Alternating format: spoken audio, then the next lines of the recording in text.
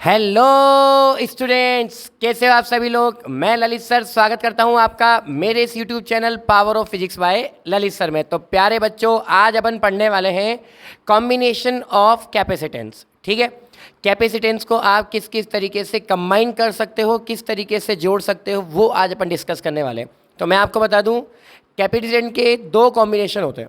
जो आप कैपेसिटर से ना उसको आप कनेक्ट करते हो, उसके कितने कॉम्बिनेशन होते हैं? दो कॉम्बिनेशन होते हैं। फर्स्ट आपको पता ही है। अच्छा, मज़े की बात पता है क्या है कि अपने पास जो रेजिस्टेंस है उसका जस्ट अपोजिट कैपेसिटेंस होता है। मतलब उसका सीरीज में जो फॉर्मूला आया था 10th क्लास में, याद करो, इसका वो पैरेलल में आएगा और इसका पैरेलल में जो आया था उसका वो सीरीज में आएगा। ठीक है, तो कैपेसिटेंस को अपन टू टाइप से कनेक्ट कर सकते हैं। एक तो है सीरीज कॉम्बिनेशन, एक है पैरेलल कॉम्बिनेशन। तो सीरीज कॉम्बिनेशन और पैरेलल कॉम्बिनेशन कैपेसिटेंस के बारे में आज अपन पढ़ने वाले हैं। ठीक है, चलो तो आ जाओ, करें स्टार्ट। देखो, सबसे पहले सीरीज कॉम्बिनेशन क्या है अगर अपन बात करें। देखो, सिंपल सा डायग्राम है। एक बार बोर्ड को क्लीन कर दें हल्का सा, ताकि तुम्हें थोड़ा सा दिख जाए। हाँ भाई, आइए।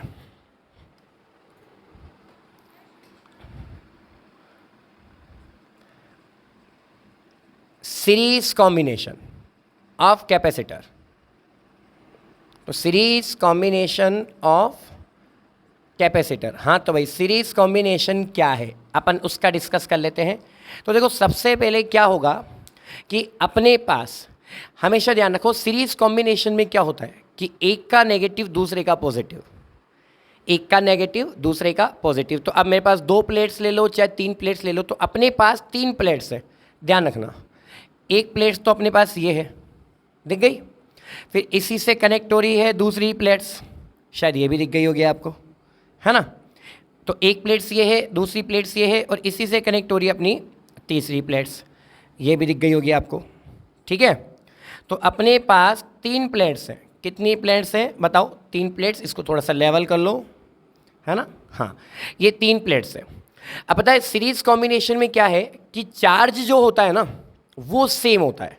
यानी कि इधर प्लस क्यू इधर माइनस क्यू, इसका माइनस इसके प्लस से कनेक्ट होगा, इधर प्लस क्यू इधर माइनस क्यू, इधर प्लस क्यू इधर माइनस क्यू। बैटरी है, एक्सटर्नल सोर्स से हम किसी प्लेट को पॉजिटिव चार्ज देते हैं, और ड्यू टू इंडक्शंस, है ना, टू टाइप्स के चार्ज आते हैं। इस वाली प्लेट के इनर सरफेस पे नेगेटिव और आउटर सरफेस पे पॉजिटिव। पॉजिटिव को ग्राउंड में भेज दिया जाता है, तो नेगेटिव नेगेटिव अपने पास रिमेनिंग रह जाता है। ठीक है, तो अपने पास इस वाली सरफेस पे मैंने पॉजिटिव चार्ज दे दिया, देखो इस तरीके से नेगेटिव आता है बेटा, है ना।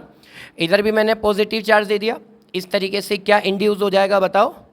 इस तरीके से अपने पास नेगेटिव इंड्यूस हो जाएगा। कोई डाउट है क्या? सिंपल है ना, कोई डाउट नहीं है। चलो, अब इसके बाद आ जाओ अपने पास। अब देखो, तो अपने पास सीरीज और पैरेलल जो कैपेसिटेंस है, तो उसमें अपन सीरीज को डिस्कस कर रहे हैं केवल। इधर ए वाला पॉइंट हो गया, लास्ट वाला बी वाला पॉइंट हो गया। तो अपन को क्या करना है? We have to find equivalent capacitance formula between the two points A and B. A and B के बीच में हम यहाँ पे फॉर्मूला फाइंड आउट करना चाह रहे हैं। ठीक है, तो यहाँ पर कोई डाउट है क्या? अपने पास नहीं है ना। तो अपने पास यही वाला सीन होता है, इसको थोड़ा सा हटा दो। हाँ भाई, दो प्लेट्स इस तरीके से कनेक्ट है। तो देखो, तीन प्लेट्स अपने पास है, positive negative positive negative positive negative. तो अब सुनना, the second end of first plate is connected with first end of second plate. The second end of first plate, जो पहली वाली प्लेट का सेकेंड वाला एंड है, एंड का मतलब हिस्सा, ठीक है, वो किससे कनेक्ट है? First end of second plate, second वाली प्लेट के फर्स्ट एंड से। And the second end of second plate is connected with the first end of third plate. ठीक है, तो एक का सेकंड दूसरे के फर्स्ट से कनेक्ट है, एंड सो ऑन, ये कंटिन्यूअसली चलेगा। तो इस तरह का जो कॉम्बिनेशन होगा, इसे अपन बोलेंगे सीरीज कॉम्बिनेशन। क्या बोलेंगे बेटा? इसे अपन बोलेंगे सीरीज कॉम्बिनेशन। अच्छा, अब अगर अपन बात करते हैं तो देखो, इसका कैपेसिटेंस कितना हो गया? C1, इसका कैपेसिटेंस C2, इसका कैपेसिटेंस C3। तो इसके अंदर क्या होता है? सीरीज कॉम्बिनेशन के अंदर एक चीज़ ध्यान रखो कि अपने पास जो चार्ज होता है वो तो होता है सेम, और जो इसका पोटेंशियल डिफरेंस होता है वो होता है डिफरेंट। यानी कि हर प्लेट पे इसका पोटेंशियल डिफरेंस क्या होगा? अलग अलग होगा। तो इसका पोटेंशियल डिफरेंस यहाँ पे क्या हो जाएगा बताओ? V1। इसका पोटेंशियल डिफरेंस यहाँ पे क्या हो जाएगा? V2। और इसका पोटेंशियल डिफरेंस यहाँ पे क्या हो जाएगा? V3। ठीक है, कहानी समझ आ गई?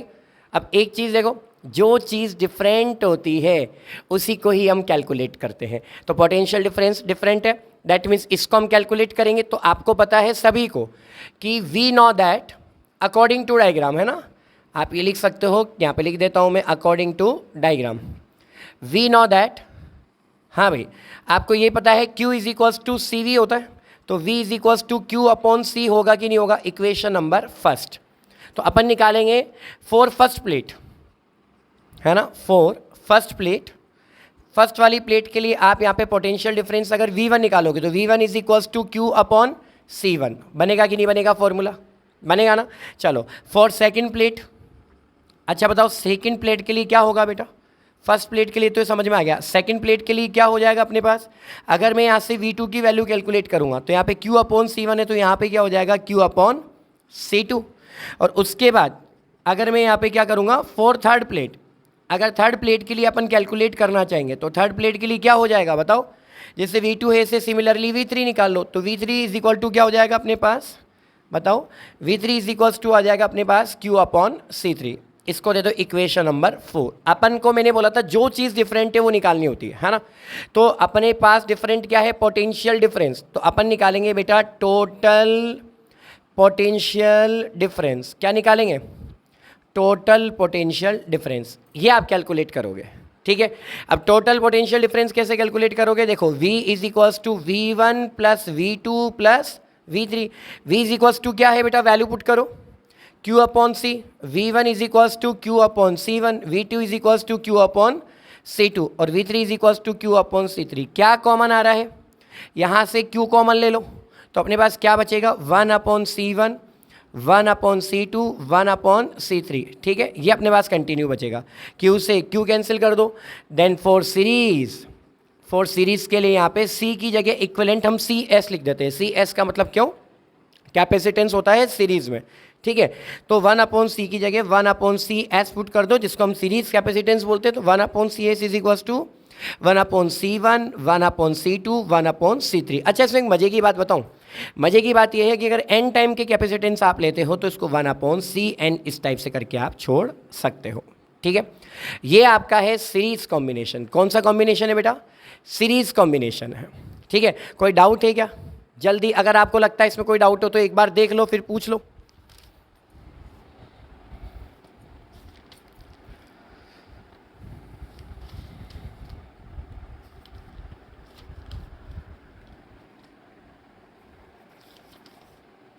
नहीं है डाउट, चलो तो आ जाए भाई। अब सुनो, इसमें एक 2 पॉइंट जो सबसे ज़्यादा इंपॉर्टेंट रखने हैं, वो 2 पॉइंट क्या है, देखो मैं आपको यहाँ पे डिस्कस करके बता देता हूँ। फर्स्ट वाला पॉइंट तो ये है कि सीरीज कॉम्बिनेशन में जो इक्विवेलेंट कैपेसिटेंस है उसकी वैल्यू, ठीक है, उसकी वैल्यू जितने भी इंडिविजुअल कैपेसिटेंस है उसकी वैल्यू से कम होती है। यानी कि इसका जो मतलब है, मतलब सिंपल मान लो, लो कैपेसिटेंस डिवाइस बनाने के लिए आप हमेशा कैपेसिटर को सीरीज कॉम्बिनेशन में कनेक्ट करोगे। लो कैपेसिटेंस डिवाइस बनाने के लिए, हाई कैपेसिटेंस नहीं, लो कैपेसिटेंस। तो ध्यान रखना, the total value of the series capacitance is very less than individual value of the capacitance which are connected in series, ठीक है।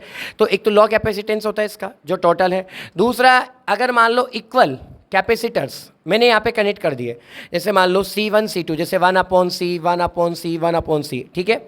तो मोर देन 2 या 3 कैपेसिटर्स, समझने की कोशिश करना, मोर देन 2 या 3 capacitors are connected suppose that कि मोर देन 2 या 3 capacitors dot dot dot so on n times. अगर अपने पास 2 या 3 से ज़्यादा कैपेसिटर्स n टाइम्स से कनेक्टेड है तो अपन क्या करेंगे, इसका टोटल कैपेसिटेंस का फॉर्मूला होता है CS is equals to C/N। क्या होता है बेटा, CS is equals to C/N, समझ गए। तो अगर इक्वल वैल्यू है अपने पास, ध्यान रखना, इक्वल वैल्यू के कैपेसिटेंस अगर सीरीज में कनेक्टेड है, तो सीरीज में कनेक्टेड है तो उसके लिए अपने पास इक्विवेलेंट कैपेसिटेंस का फॉर्मूला ये होगा, ठीक है।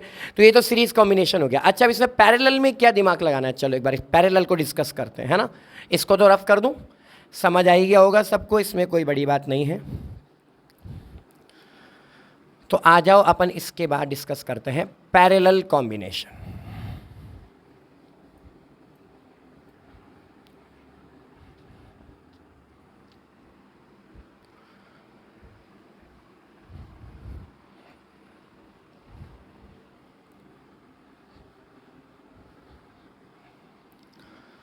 हाँ भाई देखो, पैरेलल कॉम्बिनेशन क्या है ना। सीरीज तो कंप्लीट हो ही गया। Parallel combination, okay. तो पैरेलल कॉम्बिनेशन ऑफ कैपेसिटेंस बोल दो चाहे कैपेसिटर बोल दो, ये लो कैपेसिटेंस की जगह आप कैपेसिटर भी ले सकते हो, है ना, ये भी इंपॉर्टेंट है। अच्छा, पैरेलल कॉम्बिनेशन क्या होता है? देखो, पैरेलल का मतलब ऐसे समझो, बफर सिस्टम। बफर सिस्टम पता है आपको क्या होता है? बफर सिस्टम का मतलब होता है जैसे हम दाल बाटी चूरमे की रसोई में तो क्या ऐसे बैठते हैं बिल्कुल सीरीज से। बफर सिस्टम में आप जाना कभी भी, टेबल पे प्लेट्स लगी होती है 1 बाय 1, एक के नीचे एक। तो दो ही चीज़ें, यहाँ तो एक के बगल में एक सेट हो, है ना, लेकिन उससे ज़्यादा बेटर है एक के नीचे अगर एक सेट हो जाता है, उससे अपन बोलते हैं पैरेलल कॉम्बिनेशन। अब पैरेलल में क्या होगा, अपने पास कैपेसिटर्स की 2 प्लेट्स या 3 प्लेट्स या 4 प्लेट्स, आप जितनी लेना चाहते हो, तो कैपेसिटर की 2 या 3 प्लेट्स अगर एक के नीचे एक सेट हो जाएगी तो वहाँ पे चार्ज है ना, जो है वो डिस्ट्रीब्यूट हो जाएगा। चार्ज क्या हो जाएगा? डिस्ट्रीब्यूट हो जाएगा। कैसे? देखो, जैसे मान लो अपने पास 3 प्लेट्स है। मैं यहाँ पे एक बार डायग्राम को थोड़ा सा रफली सेट कर देता हूँ, है ना, समझने के लिए। देखो, अपने पास इस तरीके से कितनी प्लेट्स है बेटा? इस तरीके से अपने पास 3 प्लेट्स है ना। और इस 3 प्लेट्स के जितनी भी फर्स्ट वाली प्लेट थे सबको मैंने कॉमन पॉइंट से कनेक्ट कर दिया। यहाँ पे जितनी भी सेकंड वाली प्लेट है सबको मैंने इस कॉमन पॉइंट से कनेक्ट कर दिया, है ना। तो फर्स्ट वाली प्लेट ही हो गई, सेकंड वाली प्लेट ही हो गई अपने पास, ठीक है। फर्स्ट वाला पॉइंट इधर कॉमन पॉइंट अपन ने P मान लिया। क्यों मान लिया? चाहो तो A भी मान सकते हो, डजेंट मैटर, कोई दिक्कत नहीं है। अब यहाँ पे क्या होगा, देखो, कोई भी चीज़ अगर मान लो मैं यहाँ से इसको बैटरी से कनेक्ट कर देता हूँ एक बार के लिए और इसको की से कनेक्ट कर देता हूँ, तो आपको पता है बैटरी से और की से कनेक्ट करने पर मेरे को इसको एक्सटर्नल क्या देना पड़ेगा? चार्ज देना पड़ेगा। अब चार्ज में दे रहा हूँ तो आगे सिंपल सी बात है भाई, कोई भी करंट अगर यहाँ जा रहा है तो यहाँ जाके वो 3 पार्ट्स में डिवाइड होगा। और आपको पता है करंट किससे बनता है? The rate of flow of charge. तो मतलब कुल मिला के करंट डिस्ट्रीब्यूट होने का मतलब चार्ज डिस्ट्रीब्यूट हो रहा है, ठीक है। तो अपने पास कैपेसिटर्स की 3 प्लेट्स है, 1 2 3। अब इन तीनों प्लेट्स में क्या हो रहा है कि यहाँ पे है ना जो चार्ज है वो डिवाइड हो रहा है। इस वाली पे चार्ज चला गया प्लस का Q1, इस अब आप सोचो, खुद सोचो, इस पे प्लस Q1 चला गया तो इंडक्शन की वजह से इस पे क्या आ जाएगा? माइनस का Q1। इस पे है प्लस का Q2, तो बताओ इस पे क्या आ जाएगा? माइनस का Q2। इस पे आ गया प्लस का Q3, तो इस पर माइनस का Q3, यानी कि प्लस माइनस इस तरीके से पूरा का पूरा चार्ज सेट हो गया। अब यहाँ पर सबसे पहले पॉजिटिव चार्ज यहाँ पे हम दे रहे हैं और इंडक्शन की वजह से कौन सा चार्ज बताओ प्रोड्यूस हो रहा है? नेगेटिव, इनर सरफेस पे, है ना। आउटर सरफेस वाला तो ग्राउंड हो जाता है, ठीक है। तो यहाँ पर पॉजिटिव दे रहे हैं और ये अपने पास नेगेटिव आ रहा है। अब आप इसमें बताएं मज़े की बात क्या है, हर एक प्लेट का जो कैपेसिटेंस है वो अलग हो रहा है। क्या होगा बेटा? अलग अलग होगा, C1 C2 C3, लेकिन सबका पोटेंशियल यहाँ कॉमन होता है और वो होता है V। अब यहाँ पे उल्टा हो गया, वहाँ चार्ज सेम था, पोटेंशियल डिफरेंट था। तो याद करो हमने पोटेंशियल कैलकुलेट करा था, यहाँ पे क्या है? यहाँ पे पोटेंशियल तो क्या है? सेम है, और जो चार्ज है वो क्या है? डिफरेंट। तो बताओ किसको कैलकुलेट करेंगे? चार्ज को कैलकुलेट करेंगे कि नहीं करेंगे? चार्ज को ही कैलकुलेट करेंगे, सिंपल सी बात है। तो इस तरीके से प्लेट्स पे, अब इसमें क्या है, डेफिनेशन क्या बनेगी?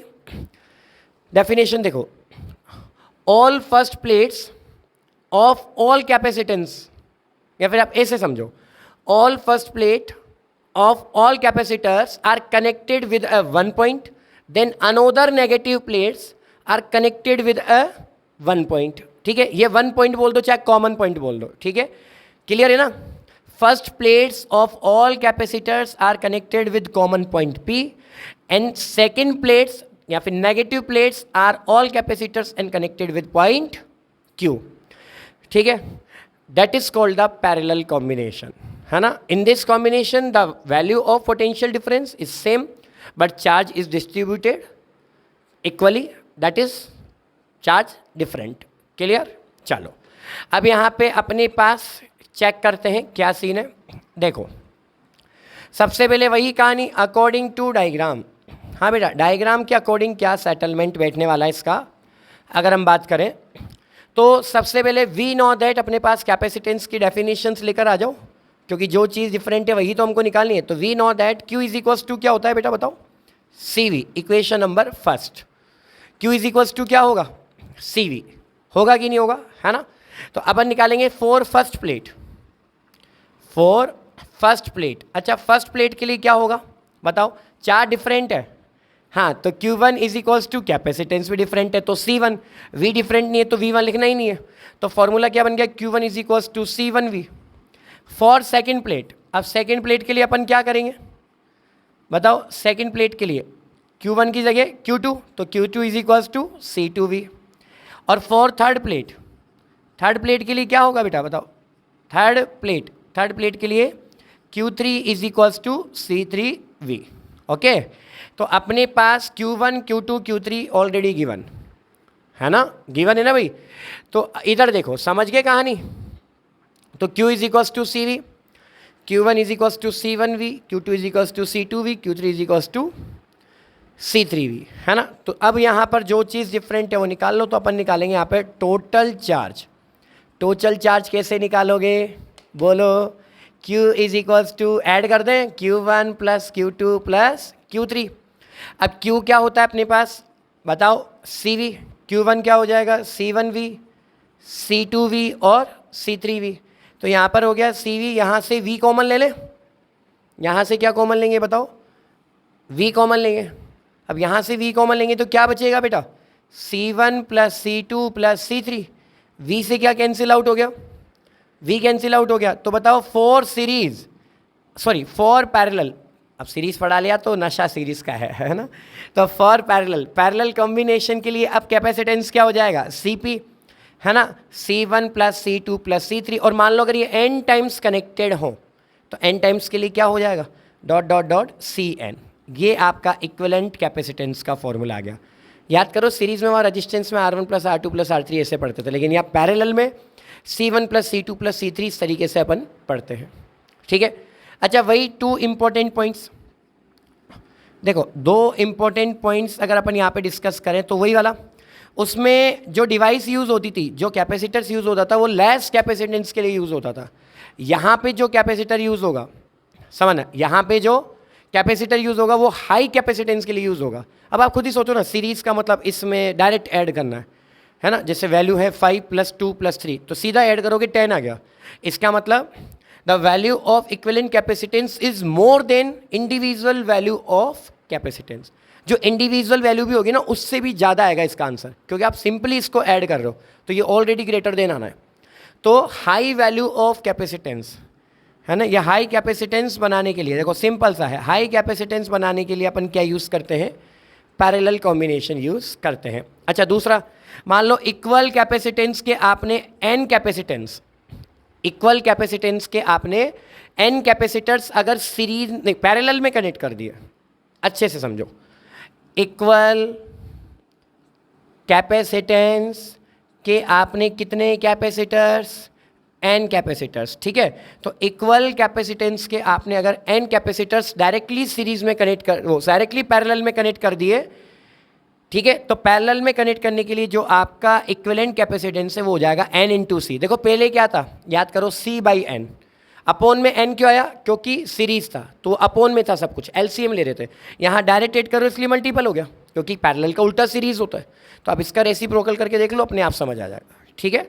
तो CP is equals to n into C. ये अपने पास पैरेलल कॉम्बिनेशन हो चुका है कैपेसिटर का। कोई डाउट? तो ये दो तरह के कॉम्बिनेशंस आज अपन लेकर आए थे यहाँ पे, सीरीज कॉम्बिनेशन और पैरेलल कॉम्बिनेशन। तो आज का अपना ये टॉपिक कंप्लीट हुआ। अब इस चैप्टर का लास्ट टॉपिक है एनर्जी स्टोर्ड इन कैपेसिटर, जिसको हम लेकर आने हैं नेक्स्ट वीडियो में। क्लियर? तो प्यारे बच्चों चलते हैं, मिलेंगे नेक्स्ट वीडियो में। वीडियो को लाइक शेयर और सब्सक्राइब करना ना भूलें। जय हिंद।